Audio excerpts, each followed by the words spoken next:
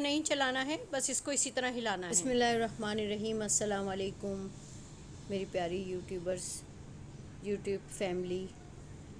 आज जो मैं बना रही हूँ वो चिकन कोफ्ता नरम और जूसी बनाने का सही तरीका बताऊँगी। ना फटेंगे ना टूटेंगे, एक ही बार में परफेक्ट कोफ्ता बनाऊँगी। और महफूज करने के लिए जब तक जी चाहे आप महफूज रखें करके, और जब भी निकाल के आप बनाएंगी ऐसे ही ताज़े बनेंगे इंशाअल्लाह ताला। बिस्मिल्लाहिर्रहमानिर्रहीम। अस्सलाम वालेकुम। अब हम प्रिपरेशन शुरू करते हैं कोफ्तों की। ये हमने चिकन बोनलेस ले ली है, ब्रेस्ट पीस हैं, और ये टमाटर हैं, और ये आलू हैं हमारे। अभी हम इनको फ्राई करेंगे। चिकन को हमने अच्छी तरह से वॉश करके और छन्नी में डाल के रख दिया है, ताकि इसका जितना भी पानी इसका रिसना हो वो रिस जाए। उसके बाद ही इसको हम फिर ग्राइंड करेंगे। अच्छा, जितने भी मसाले मैं यूज़ करूँगी वो मैंने सारे ये रेसिपी कार्ड में लिख दिए हैं। चलिए स्टार्ट लेते हैं। अब हमने इसमें ऑयल डाल लिया है, और अब हम इसको थोड़ा सा गरम करेंगे, और फिर इसके अंदर हमने डालना है प्याज। और ये हमने प्याज काट लिए हैं, इसको हमने काट के इसके अंदर डालना है।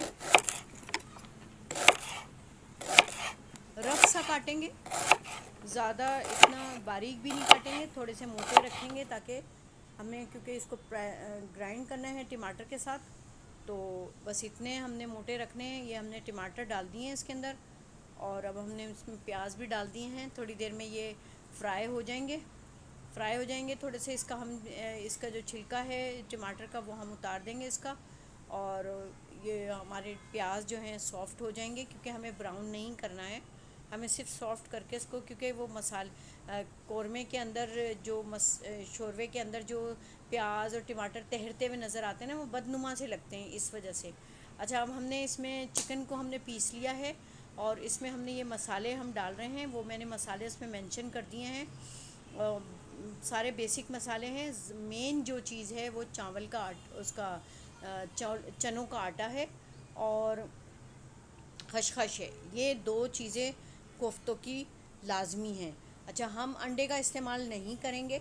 हमने जो बाइंडिंग के लिए लिया है वो चनों को हमने पीस लिया, उसका हमने पाउडर बना लिया है, तो हमने उसका इस्तेमाल किया है, वही हमारा बाइंडिंग का काम करेगा। और खशखश है जो इसके अंदर टेस्ट लेकर आएगी। बाकी हमने सारी चीज़ें डाल के मिक्स कर लिए हैं। मसाले जितने भी हैं मैंने अलग से मेंशन कर दिए हैं, और इसको सबको अच्छी तरीके से हम मिक्स कर लेंगे, और इसको थोड़ी देर के लिए मैरिनेट करके रख देंगे। और ये हमारे बेसिक मसाले हैं जो हमारे ग्रेवी तैयार करेंगे। और ये हमें 5-10 मिनट हो गए थे रखने में। फिर हमने ये सिलेंडर के तौर पे सिलेंडर शेप में बनाए हैं, गोल शेप में नहीं बनाए मैंने।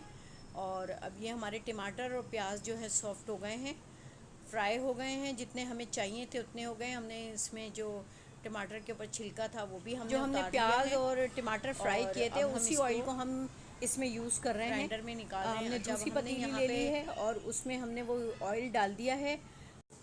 इसमें हमने लहसुन अदरक का पेस्ट डाल दिया है, 2 चमचे, खाने के 2 चमचे हमने इस्तेमाल किया है लहसुन अदरक। अब हम इसको थोड़ा सा सौते करेंगे, ताकि इसकी रॉ स्मेल ख़त्म हो जाए लहसुन अदरक की, थोड़ा सा पिंकिश सा कलर आ जाए इसका।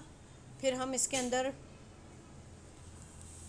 ये हमने ज़ीरा डाल दिया है हाथों से क्रश करके, और ये हमने सारे बेसिक मसाले यूज़ किए हैं। लहसुन, ये हल्दी है, धनिया है, और लाल मिर्चें हैं, कश्मीरी लाल मिर्च है, और नमक है, हल्दी है ये। और ये हमने पेस्ट डाल दिया है जो हमने टमाटर और प्याज का बनाया था, वो हमने इस्तेमाल किया है। अब हम इसको अच्छी तरह भूनेंगे, क्योंकि इस कंडीशन पे हमने कोफ्ते नहीं डालने हैं। ये देखें ग्रेवी हमारी कितनी मज़ेदार सी तैयार हो गई है, और हमने ये एक ब्रेस्ट पीस से ये बनाए हैं हमने। ये देखें, एक ब्रेस्ट पीस से हमने तकरीबन 20 से 25 ये सिलेंडर शेप में हमने तैयार किए हैं। अब इस कंडीशन पे आप इसको फ्रीज़ भी कर सकते हैं, और इसको फ्राई भी कर सकते हैं। मैंने फ्राई भी नहीं किए हैं, और मैं फ्रीज़ भी नहीं कर रही हूँ, क्योंकि मुझे बनाने हैं। तो आप इसमें इसको फ्रीज़ कर सकते हैं, और बिल्कुल एयर टाइट जार में रख सकते हैं और 6 महीने बाद भी निकालेंगे तो ये ऐसे एज इट इज़ ही निकलेंगे। अच्छा, अब मैं एक ट्रिक बता देती हूँ जो जिससे कोफ्ते ना टूटे। अभी हमने ग्रेवी तैयार की है और इसमें हमने थोड़ा पानी भी डाल दिया है।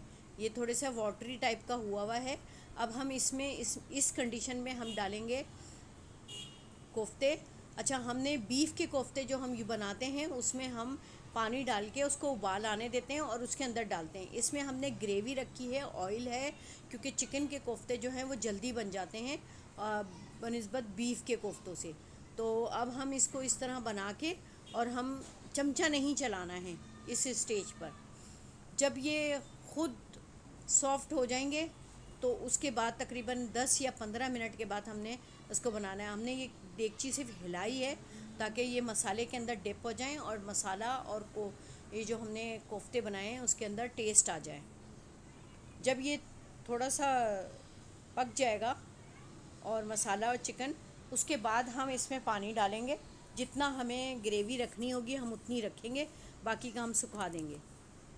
तो ये हमारे मज़ेदार से कोफ्ते तैयार हो गए हैं। क्योंकि अब इस कंडीशन में थोड़ी सी देर हम ढक के इसको रख देंगे और उसके बाद हम निकालेंगे तो कोफ्तों की डिश तैयार हो चुकी होगी। बहुत लजीज और मज़ेदार बनी है।